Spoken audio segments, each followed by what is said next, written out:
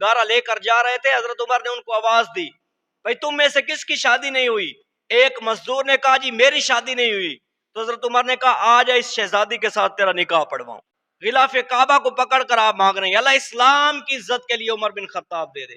من الشیطان الرجیم، بسم اللہ الرحمن الرحیم، محمد رسول اللہ والذین معہ اشداء علی الکفار رحماء بینہم، صدق اللہ العظیم وصدق رسولہ النبی الکریم، ونحن علی ذلک لمن الشاہدین والشاکرین والحمد للہ رب العالمین۔ نے کلمہ پڑھا ہے لا الہ الا اللہ محمد رسول اللہ۔ حدیث مبارکہ کے اندر ایک بات آتی ہے کہ افضل الذکر لا الہ الا اللہ، سب سے افضل ذکر جو ہے وہ لا الہ الا اللہ ہے۔ ہر بندے کی زندگی کے اندر یہ کلمہ تقاضا لاتا ہے، آپ کی زندگی میں بھی یہ کلمہ تقاضا لاتا ہے، میری زندگی میں بھی یہ کلمہ تقاضا لاتا ہے، اور امام الانبیاء کی زندگی کے اندر بھی یہ کلمہ تقاضا لے کے آیا۔ ہماری زندگی کے اندر کلمے کا تقاضا کیا ہے؟ اب صرف یہی نہیں ہے کہ ہم نے کلمہ پڑھ لیا لا الہ الا اللہ محمد رسول اللہ، اب گھر بیٹھ کر اسی کا ورد کرتے رہیں، افضل الذکر لا الہ الا اللہ لا الہ الا اللہ، اور کسی بات کی پرواہ نہ ہو۔ یہ کلمے کا مقصد ہی نہیں ہے۔ ذکر کرو لیکن کلمہ ایک تقاضا لاتا ہے، وہ تقاضا کیا ہے کلمے کا؟ آپ نے کلمہ پڑھ لیا، آپ مسلمان ہو گئے، کلمے کا تقاضا یہ ہے کہ اگر اذان کی آواز آئے آپ اپنا ذکر بند کرے اور نماز کے لیے آئے، یہ کلمہ تقاضا لاتا ہے۔ جس آدمی پر زکوٰۃ فرض ہے، اس کے پاس مال آ گیا، اس کے پاس پیسہ آ گیا، اس مال پر ایک سال بیت گیا، ایک سال گزر گیا، تو اب کلمے کا تقاضا یہ ہے کہ زکوٰۃ ادا کرے۔ اور جس آدمی کے پاس مال زیادہ ہے، کلمے کا تقاضا یہ ہے کہ اب حج کے لیے جائے۔ ایک بندہ حج کے لیے جاتا ہے اور وہ یہی صدا بلند کرتا ہے لبیک اللہم لبیک لا شریک لک لبیک، تو اس کے بات کرنے کا مقصد یہ ہوتا ہے وہ اللہ کو وحدہ لا شریک مانتا ہے۔ اب کوئی بندہ یہ نہیں کہہ سکتا کہ یا اللہ یہ میں 5 لاکھ کا بل لے کے آیا ہوں، اللہ تعالیٰ فرما رہے نہیں نہیں تو مجھے بل نہیں، تو مجھے اپنا دل دکھا۔ تو بندہ عرض کرتا ہے یا اللہ دل کے اندر کیا دکھاؤں؟ تو اللہ تعالیٰ کہتا ہے دل کے اندر دکھا میں ہی مشکل کشا ہوں یا کوئی اور بھی ہے، میں ہی حاجت روا ہوں یا کوئی اور بھی ہے، میں ہی بگڑی بنانے والا ہوں یا کوئی اور بھی ہے، میں ہی بیٹے اور بیٹیاں دینے والا ہوں یا کوئی اور بھی ہے۔ بندہ عرض کرتا ہے لبیک اللہم لبیک لا شریک لک لبیک، یا اللہ تو ہی وحدہ لا شریک ہے، تیرا کوئی شریک نہیں۔ بندہ یہ عرض کرتا ہے۔ کلمہ یہ ہماری زندگی کے اندر تقاضا لاتا ہے کہ رمضان المبارک آیا، اب رمضان کے روزے بھی رکھے، حج بھی ادا کرے، زکوٰۃ جس آدمی کے پاس پیسہ ہے مال ہے وہ زکوٰۃ بھی ادا کرے اور حج بھی کرے۔ اچھا، امام الانبیاء کی زندگی کے اندر جو ہمارے نبی ہیں، ہمارے محبوب صلی اللہ علیہ وسلم، ان کی زندگی کے اندر کلمہ کیا تقاضا لایا؟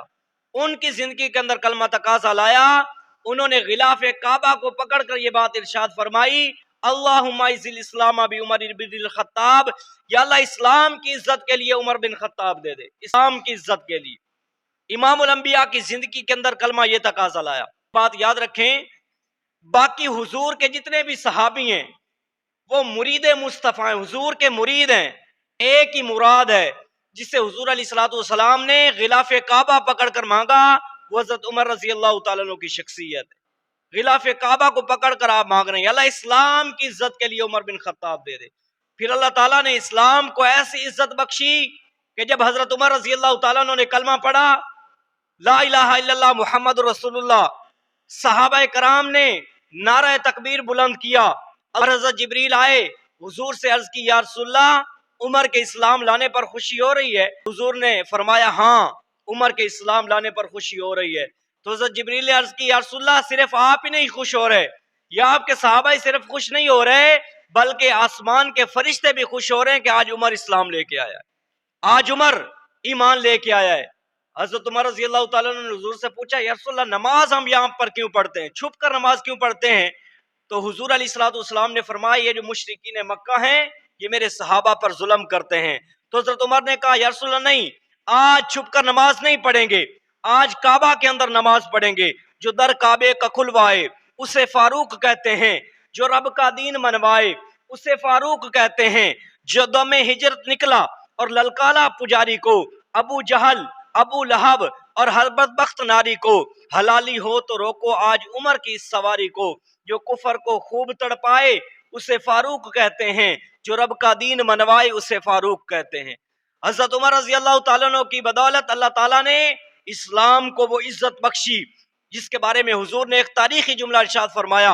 حضور نے فرمایا جس کے والدین اس دنیا سے چلے جائیں، بیٹے روتے ہیں، بیٹے یہاں سے چلے جائیں، والدین روتے ہیں، اور جب میرا عمر اس دنیا سے جائے گا قیامت تک میں محمد کا اسلام روتا رہے گا۔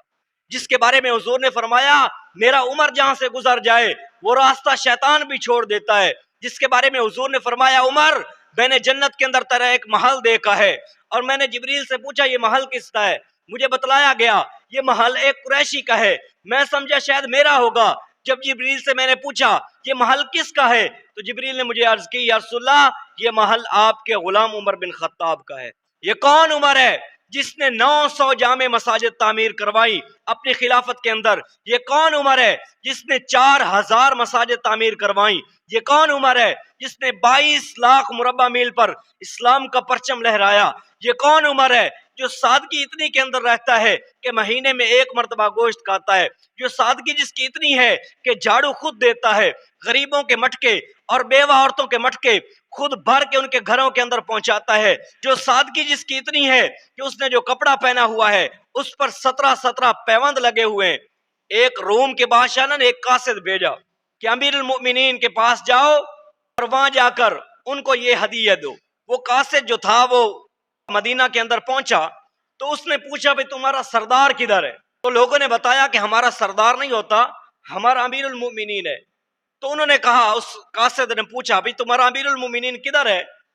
تو لوگوں نے بتلایا مسجد نبوی تعمیر و توسیع کا کام جاری ہے، وہاں جو کھڑا ہو کر گارا بنا بنا کے مزدوروں کو دے رہا ہے وہ ہمارا امیر المؤمنین ہے۔ یہاں پر تو بادشاہوں کے بڑے پروٹوکول ہوتے ہیں، یہاں پر تو پتہ چلتا ہے کہ بادشاہ کون ہے اور وزیر کون ہے اور فقیر کون ہے، لیکن آپ دیکھیے کہ حضرت عمر رضی اللہ تعالیٰ عنہ 22 لاکھ مربع میل کے حکمران ہیں، اور آپ دیکھیے کہ خود گارا بنا بنا کے مزدوروں کے دے رہے ہیں۔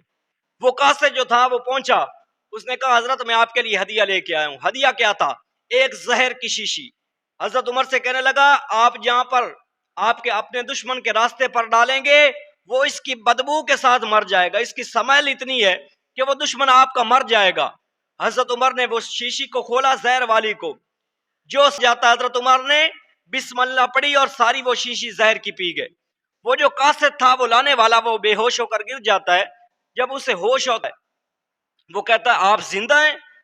وہ بادشاہ نے تو کہا تھا اس کی بدبو اتنی ہے کہ بندہ مر جائے گا، لیکن آپ زندہ کھڑے ہوئے ہیں۔ حضرت عمر نے کہا او بتوں کے پجاریوں، او پتھروں کے پجاریوں، او گائے کا پیشاب پینے والوں، اے گائے کے پیشاب کو تبرہ سمجھ کر پینے والوں، تم کو تمہارے بادشاہوں نے بتلایا ہے کہ زہر مار دیتی ہے، اور میرے محبوب مجھے بتلا کے گئے ہیں کہ جب تک اللہ نہ مارے کوئی چیز نہیں مار سکتی، اور کیا لے کے آئے ہو؟ وہ قاصد کہنے لگا حضرت میں آپ کے لیے یہ خوشبو لے کے آیا ہوں، اور خوشبو اس قدر تھی کہ اگر آپ 1 مرتبہ لگا لیں گے تو 1 مہینہ تک اس کی خوشبو نہیں جائے گی کپڑوں سے، خوشبو آتی رہے گی۔ حضرت عمر نے اس شیشی کا ڈھکن کھولا، وہ گارا جو بنا رہے تھے گارے کے اندر وہ ساری خوشبو شامل کر دی۔ اور کیا ہے؟ اس نے کہا حضرت آپ کے لیے یہ نوجوان یہ لڑکی لے کے آیا ہوں۔ تو حضرت عمر نے جو مزدور گارا بنا رہے تھے یا گارا لے کر جا رہے تھے، حضرت عمر نے ان کو آواز دی بھائی تم میں سے کس کی شادی نہیں ہوئی؟ ایک مزدور نے کہا جی میری شادی نہیں ہوئی۔ تو حضرت عمر نے کہا آ جا اس شہزادی کے ساتھ تیرا نکاح پڑھواؤں۔ تو وہ واپس گیا قاصد اور روم کے بادشاہ سے کہنے لگا یاد رکھو تم حضرت عمر کا مقابلہ نہیں کر سکتے۔